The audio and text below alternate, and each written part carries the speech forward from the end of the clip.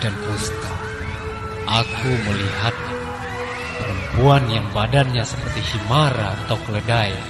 Beribu-ribu kesengsaraan dihadapinya. Aku melihat perempuan yang rupanya seperti anjing, sedangkan api masuk melalui mulut dan keluar dari duburnya, sementara malaikat memukulinya dengan pemukul dari api neraka. Wahai putriku, adapun mereka yang digantung rambutnya hingga otaknya mendidih adalah wanita yang tidak menutupi rambutnya sehingga terlihat oleh laki-laki yang bukan muhrimnya. Perempuan yang digantung payudaranya adalah istri yang mengotori tempat tidurnya. Perempuan yang tergantung kedua kakinya adalah perempuan yang tidak taat kepada suaminya. Ia keluar rumah tanpa izin dari